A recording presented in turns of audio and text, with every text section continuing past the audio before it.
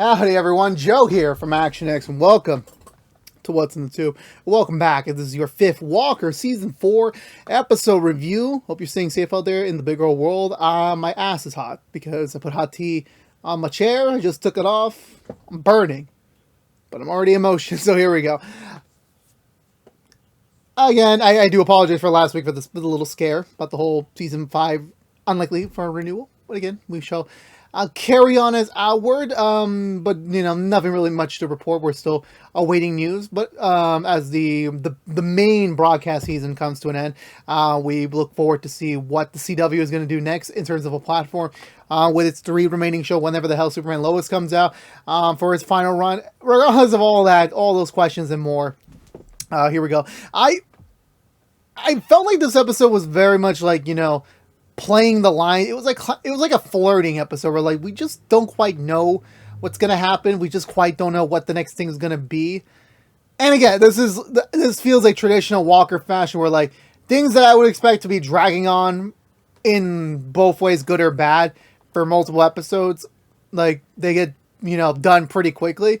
It just feels like classic Walker. Just like, you know, it rolls along in an accelerated pace. You know, we cut the fat, we just go to the meat, and honestly, we just enjoy it. I will give them kudos that this episode, I feel like, is one of the strongest ones of the season so far.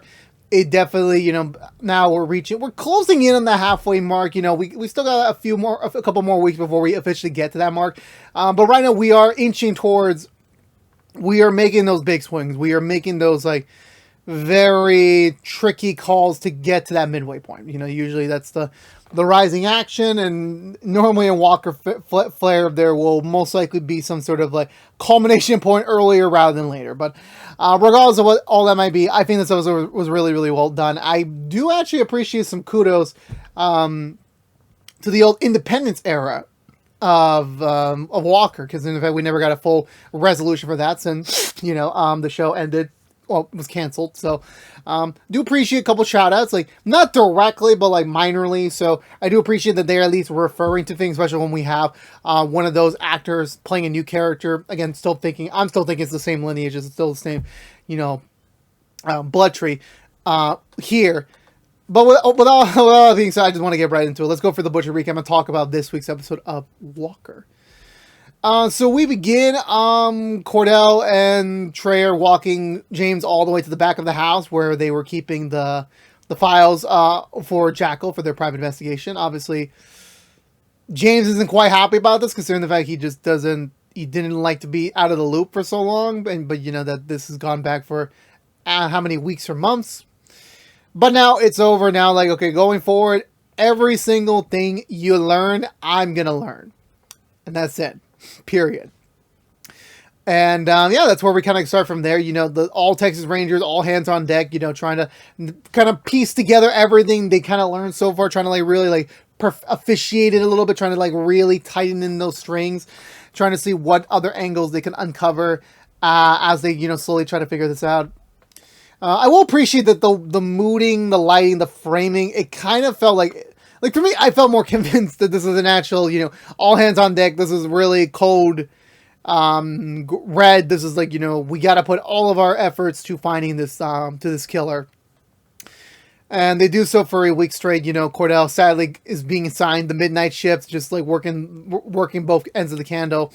But we're starting to see a little bit of James tinkering once again, back on the whole, you know, Jackal front again. We're starting to see him like slowly it's like minor work because okay, he's the captain, he has to stay extra. That's kind of how the case might be. But no, he's kind of trickling along a little bit. He's trickling in there a little bit more so than what we're anticipating to see.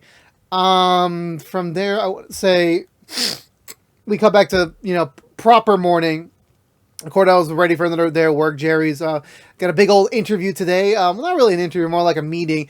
Apparently a local, some famous social media personality wants to expand the sidestep to another location somewhere out in America, and that's what the meeting is about today. Jerry's just interested, considering the fact, like, okay, we might be able to franchise the sidestep. We might be able to, like, you know, take this, you know, more domestically. So this could be a big step for them. Cordell does want to be there to support Jerry, but considering the gravitas of this case, he's like, nope, I totally understand that finding the serial killer is the number one priority right now. You go fix that, finish that up as quick as you can, and then we can get back to normal. Obviously, Cordell's noticing, yeah, James is becoming more withdrawn, more business than, personal. Because again, considering all that they've been through recently, I'm not surprised he's making those decisions. But Cordell's trying his best to try to be there for James in a much more friendly capacity as well, but not trying to be too oversteppy right now in this very sensitive time for them. His wife walks in, talking to Cordell again, okay, well, gig's up. He knows about it. That's kind of, it's all over the news. It's kind of over now that the secrecy for secrecy's sakes. But yeah, no, the only thing she's there to tell him is he kind of forgives me for not telling him the truth, considering the fact she known about this for weeks personally, and that even her forgiveness, for keeping this a secret in their marriage, their newfound marriage, is that I don't feel is genuine. I feel like it's just he needs to do it for the sake of our marriage, but I feel like it's a hollow apology. So she's begging Cordell, this time around, just keep him in line, keep him in check, be there for him, watch over him, make sure he doesn't make any stupid mistakes he did 5-6 years ago. And we got a flashback to when I guess James was following up on a lead. It got physical, and he opted not to press charges on the person who hit him against Cordell's wishes. That's the same time his wife comes in trying to tell him you need to take a break, the case can wait, and James says I can't, he's out there, there are victims, their families, they need resolution, they need to be properly mended, and he's got to do it for their families. And she said, you're doing this at the cost of your own family. And again, like any deranged sociopath, when you're obsessed with work, you kind of lose your eye on the ball over there. You kind of just you fall wayside to the whole, to the whole endeavor of things. So I want to say after that point, we come back over to the station. All our main Texas Rangers, including our visitor Luna, who's now officially just settled into to Texas for the time being until he can go back home to Dallas. Actually, I think that's where he's located. I could be wrong there. They're about to break ground on the day, but James is you know what? We exhausted every single angle we can right now. There's literally no new information out there right now. So let's take the day, call it off, rejuvenate the mind, and see if we can come up with something fresh tomorrow morning. So everyone's about to leave. Cordell decides to stay behind just in case if James needs him for last minute, support or decision making processes. So the three of them decide to head over to the side step, see if they can maybe just chow, maybe talk about it in a much more leisurely fashion. Which again, it's a very sensitive case. You're talking about a serial killer in the middle of a family restaurant. I don't quite think that's the proper agenda here. And also Cassie and Luna, the last I was on, maybe I'm misreading things, but now I'm yeah, they totally want to be with each other. It's not even it's not even as shrouded as day. It's literally noticeable that these two want a bone. I'm just being completely honest there. So they head over there. Stella's still in the middle of just before we get to the Stella part, when we properly begin her line in the episode.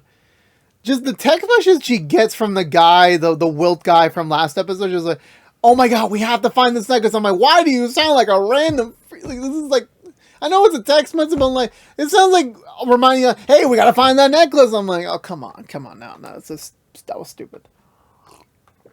August shows up. He's officially on board in the whole case. It's kind of weird. We window the teal down,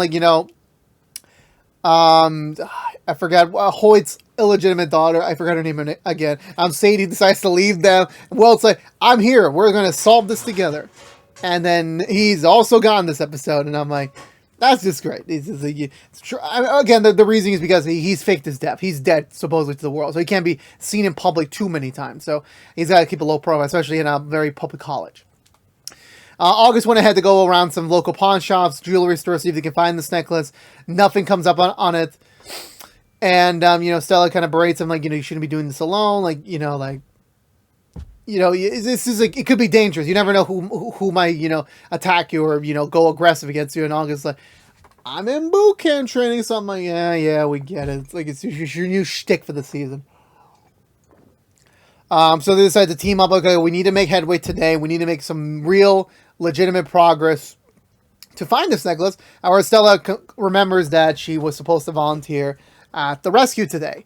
And she's like, great, I don't need this right now. This is more important. The case is like, we got to find this necklace. So she calls Liam up, who's already like about to begin on the go for whole situation. And sadly, Stella's like, yeah, I can't come today. Like, I got so much homework to do. Like, I hope you understand. And I'm like, damn, Stella. Like, I understand everything in this, like, going on right now is important. But I'm just like, damn, like, your uncle just wants to spend quality time with you. Your uncle definitely needs help, and you're just ditching him. Like, I understand their lives are on the line, and they don't want to tell anyone until, like, they really, really need it. But it's just like, okay, that's being a little on the tooth and nail over there, if you don't mind me saying. Liam is like, yeah, sure, I totally understand. Go do your stuff. And then meanwhile, he's about to bitch about, oh great, Stella left again. Like, why am I not surprised? And then he trips over a gopher hole, and then he lands back first. So he's sadly, thankfully not paralyzed, but it kind of hurts. It kind of hurts to actually sit on it for a little bit. So he's taken back to the Walker house. Grandma and Grandpa Walker berate him for like, we understand that Stella has been very inactive with the rescue, but you don't have to do everything on your own. Like, and again, remember, like, the rescue is non-profit. They have no money. He can't hire extra help. It's just them. Which I'm like, again, like, I understand how TV shows work where, like, they introduce something for a season to be the main thing, and then afterwards we get, like, there's just so many things from the Walkerverse that we've expanded onto this, like, very enormous ranch that we haven't seen since. It's like, at least I would like a reference, or like, can we see something that we worked on before? I would like to see that. And I was like, yeah, actually, I have to give him kudos because like they mentioned that. Oh yeah, so Stella and the Davison kid, they broke up, which I'm like, damn. And then it's like, unceremoniously, that's a clear sign. We do not have a storyline for you. We are going to save money in the budget by just cutting you out, which I'm like, damn. So Liam's injured. He's side benched. Thankfully, Grandma and Grandpa Walker decided to take some of his workload off him, while Jerry volunteers to stay behind and watch over him, moving her meeting from the side step to the ranch itself, which they're like totally agreeing upon him, while Liam is like forced to be on bed rest at the moment. Cordell's just watching James, trying to like keep an eye on him, making sure he doesn't do anything stupid like he sometimes would do in this scenario. He steps out. Cordell decides to follow him in one of the undercover SUV vans. They both inadvertently head over to a nearby restaurant where James meets up with another man. It seems like they know each other, but just not to like a much more friendly estate. And that makes sense. It turns out this is one of the sons from one of the victims of the Jackal from years ago. James is apologizing to him about, like, I'm sorry, we let the case get cold. Different leadership, different priorities. Now I'm in charge, and I can guarantee you, now that it's back on the heat, we are going to progress this and follow this through till the end. And the kid's like, yeah, no, like, I understand, I'm sorry for punching it. He was the guy who punched James back in the day, and he apologized, and he also thanks him for like not pressing charges against him. That would have definitely messed up his life. So thankfully, despite James not being in the right mind space, there was a certain angle where like he was a bit more nicer than others. They're talking about it more. Apparently, there's a Jackal victims network, so they kind of check in on each other, like help each other out emotionally, and also some of them are like still continuing on their own theories about the case, but sadly, none of the police departments are helping them out because again, it's a cold case. Like you need something hot, like a big thing to kind of really expedite this fashion a little bit more so. But yeah, it hasn't really gone anywhere at the moment speaking. But he does mention that like there is this. He's working at an auto shop now. He mentions that there's this guy, a recent like client of his, who keeps mocking him about the murders. And I'm like, okay, first of all, there was a lot of assholes in this world. That doesn't mean they're a killer. But he's very dead set, like, no, this is the guy. I know who the Jackal is. Let me get him over to the garage tonight. You can arrest him, and this could be all over. And James, obviously thinking like a professional, we're like, no, like, I can't just take the word of an amateur detective and just pass it off as official evidence. There needs to be an actual process here. This isn't Nancy Drew. So there has to be like procedure in place for this one. And, James like, we can take a look at your evidence, take your time, like really examining it, but like, we're not going to engage in like, an innocent fella until he's proven guilty. And obviously he's mad. He's like, oh, it's just the same thing. You don't want to do anything. He gets up and they get a little bit close to each other, and Cordell misreads the room and decides to step in to like kind of help out Jane, but Jane manages to defuse the situation pretty quickly, which has Cordell walking in at the last minute to like try to pressure him a little bit, but James actually ends up barking at him for like, you're not supposed to be following me. I'm your superior officer. You should not be watching me. I don't need a babysitter, you know. And Cordell even gets to him. I'm like, you know, like, you've been side benching me. It's like, you know, you've been like, you know, been so distant from me. And he's like, you know, yeah, you know, maybe it's time I finally set some boundaries, you know, personal and professional. You know, maybe you just belong in the professional pile. Never thought of that. And, you know, so they leave on that. And, you know, and obviously Cordell's a little bit, you know, kicking his shoes a little bit because of the whole thing that's going on. Trey, Cassie, and Luna are at the sidestep. They're looking at the cases. The only thing that, you know, they can come up with is that the MO's only changed slightly, considering the fact that the last victim that survived, I believe so, he was using a lesser volume of dosage of the chemical he's using to paralyze his victims. So now he's just switching over to a much more intensified version of it in order to, like, you know, expedite the job. But he's still following a meticulous checklist in order that he needs to, like, personally satisfy with himself before he ends the whole thing. So they call it a day. They're like, okay, that's all we can really come up with for today. Let's do some shots. Like, it's only like 2 in the afternoon. Let's take some shots. And I'm like, damn, these people, like, I don't know how old they are, and I'm like, as I approach closer to 30, I'm like, what you get for me to say that, it's like, it's baffling to say the least, that if we keep doing the show for another 4 years, then, what's on the tube in general, not I hope for Walker, but, like, you know, I'm just being realistic there, like, the fact that I'll be reviewing this when I'm in my 30s is like, yeah. Anyway, enough with the minor, the somber stuff. Yeah. So once again, Trey's like, I'm so confused. Like, you know, like, because for me, like, maybe I misread things, you know, very wrong. But like, the way I pitched the end of season 3 was like Trey gaining feelings for Cassie, but now he's back on the whole like, oh no, I'm just trying to get Cassie. You know, like, you know, we friends again. We cool. And he's apologizing to her again about the whole Kevin situation from last year. And that, you know, he's like, okay, well, I don't want to try and strike again, but 2 times in 1 year. But, you know, like, this Luna guy, you two seem to be, like, getting some vibes going off here, which I'm like, God damn, y'all are trying to be young, but y'all are older. I don't know what's going on anymore. And Kaz's like, yeah, I kind of sense that too, but, you know, is it too soon? And he's only visiting. He's not even a local, so how would that work out being? And obviously Trey's like, you know what, you should try and go for it. You never really know. You don't know until you try. And that's like the number one thing. Like, you know, you shoot your shot, and if it misses, all right, you most likely after this point, you'll never see them again. So it's like, it's perfectly fine for that to be the case right there. So they drink their shots. They enjoy the night a little bit. Trey gets the number of another girl, which I'm like, damn, this man's a player. Also, that reminds me, where the heck is Mickey? Like, Mickey said, I'll be back in a while. And I'm like, it's been more than a year. Like, that is not a while. Like, again, we need some more clarification on this.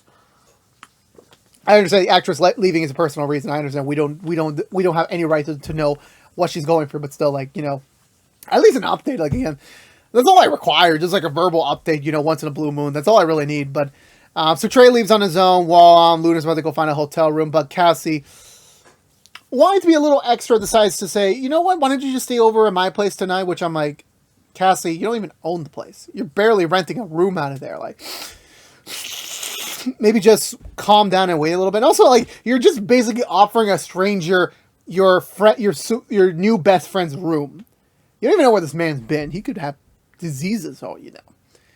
But again, you know, she's feeling the vibe, so it's like, you know, she doesn't really register that. Maybe she's just too giddy and, like, you know, like the sexual attraction. Because like with Kevin, I feel like it was a more personality attraction. This is a more sexual attraction, if I do say so myself. So they head over back home, and I'm like, dude, this, like, maybe I can't even tell because he was wearing like so many layers of like of his costume and independent, but like he's ripped. He's a very ripped man. He's a very attractive man. And Cassie obviously can tell that, which I'm like, again, like, I know it's Texas. I've been in Texas before a couple times. I know how hot it is, but I'm like, there should be some sort of etiquette of like what proper clothing you're wearing for like someone you don't even consider a friend. It's just like it's like a work acquaintance, and like you're just wearing. Again, maybe I'm reading too much into it. So she leaves him his stuff. They go back to their separate rooms, and Cassie's like, you know what? I'm gonna do it. I'm gonna make the first move. And she gets all flirtatious. She puts down her shirt halfway to kind of indicate like, yeah, I'm in the mood. And she's about to deliver him a sleeping blanket or something like of that case. And she's about to knock his door, but she's like, you know what? I'm gonna go back to my room. I'm gonna leave it simple for the night. And we leave it at there for the time being. Eventually, because of Liam's incapacitation, sadly, Stella and August are guilted into like actually doing the work at the ranch, and they the grandpa and grandma Walker kind of berate Stella a little bit for like, yeah, we understand you're in college, you're in this trying to start this new chapter in your life, but like you got family here, you're not even that, it'd be different if like she went states away. That would be okay. We're not gonna blame her for like not being by home a lot, but like you're only a drive away. You're just purposely doing this to save money. And then again, I was honestly like, this is just my experience because like I had opportunities to dorm on campus, and I'm just like, because I think differently because I like to save money. And I say that you look behind me, I'm like, yeah, okay, never mind. My point's stricken for the record. And Stella like understands like, yes, you're right. Like I should be a little bit more attentive at home and everything, but then she decides to use this newfound compassion ship to like twist it around and say like, you guys know anything about antiques, like ancient necklaces? And I'm just like, damn, Stella, damn, like you're just using your family right now. And they're like, we know something about antiquing. They look at the necklace picture and they're like, not that we've seen it recently, but it does look like something out of the late 1800s, which is when independence took place. And I'm like, oh shit, like damn, like it's like I understand like it's not a big deal. It's like the 1800s. I'm like, oh come on. So they decide to take this knowledge to fact and do a little digging. Jerry does her meeting with the social media influencer. It's clear as that this woman's just trying to make a quick easy buck on the name. And even when they're reading the contract, apparently, not only would she be gaining 65% of the new sites, she would be gaining 35% of the current side stuff. So she would be making bank on a property she had no real interest in. She just hoped that Jerry just doesn't understand legal jargon, but thankfully Liam, in his sense of nosiness, reads the contract. He's like, nope, absolutely not. Like you got to strict that original. Like you have no authority in the original side stuff. So Jerry just politely kicks her out, and then but Jerry really ponders about it. About potentially maybe opening up a second side step. Actually franchising it within house, and maybe that could be the next big step for them. And obviously Liam's like, oh cool, maybe gonna need some legal consultant with the paperwork, get that capital. But again, it's Liam really overstepping too much. I'm like, dude, you literally broke your back. You need to rest it. That's all I can advise you to do at the moment. We go back at the nighttime where at the auto body shop, the guy that we met before, the son of one of the victims, he brings in the supposed Jacko for him to pick up his car, but however he knocks him out and is about to begin assaulting him. However, Cordell and James come in the nick of time to stop him, saying that this isn't you, this isn't the proper procedure. Technically, because you assaulted this innocent man, we got to place you under arrest. So he briefly tries to get away, but Cordell manages to take him out pretty easily. James finds his notebook, which has a picture of a man that was near the area of the first victim. So this could be a break. This could be like a possible clue to where they need to go next. So we go back to the station. They look at the picture more. So the guy that the son assaulted is not the same guy for the photos. Just two completely different people. Plus, it's too grainy to really tell if they're like even I know people get older as it's been 5-6 years, but still not the case might be. So they decided to bench it for now. But James is like maybe we should still keep looking a little forward. Like, this could be the beginning of the lead to get us to the Jackal, which I'm like, okay, dude. I understand. This is a lead. This is great, but it's late. Y'all need to eat. Y'all need to sleep. And James like, no, let's do a couple more things. And then Kelly, his wife, shows up about to berate him. And Walker's like, okay, I'm gonna go. See you later. And James is like, okay, let me hear what you had to say. And she expresses like, yes, I do apologize for being very distant when I was trying to keep this a secret from you. I was just scared of what was going to happen next. What was going to be the the thing that was going to happen now that we're kind of, going through deja vu all over again. And James is like trying to tell her it's not, things are different now. Like, I'm not going to regress myself back to that point again. I just thought you were maybe pregnant, and like, I'm 100% there for us right now. It's, and thankfully James is a little bit more reciprocated of like, okay, you know what? You're right. Let's go home now. I can start fresh in the morning. We can go from there. He goes back to the bullpen to get at least one of the documents for home, and he decides to take one of the little whiskey bottles from the gift basket, which I completely forgot to mention that was there in the first place, and he drinks it, kind of beginning to like rinse and repeat to when he was investigating the case last, and he walks out with Kelly, which I'm like, I don't know, man. I don't know. I don't think this is a good move. This is a good look for you, Captain. This ain't a good look. Yeah. So Liam's resting on the couch, finally catching up on his own work, or at least on his laptop, and again, Grandpa Walker kind of berates him a little bit for like trying to do everything possible, which is appreciated. That is something that is in the family, but like there comes a moment where like you need to actually stop and take a break, because if you do too much too quickly, then you run the risk of like actually getting yourself burned out quickly. And Liam, like, he understands that, but it's like helping Jerry out with the sidestep actually kind of reminded him of his lawyer days, and he kind of misses that, and maybe it's like a memory of like days gone by, and maybe it could lead to summer, maybe it couldn't, who knows, but definitely it is something he's like more considering nowadays, to think about a little bit more so. Cordell the next morning tells Jerry, yes, we're trying to get back over to a good place. Even Jerry tells him the news about the expansion to Oklahoma City, which thankfully he's supported for.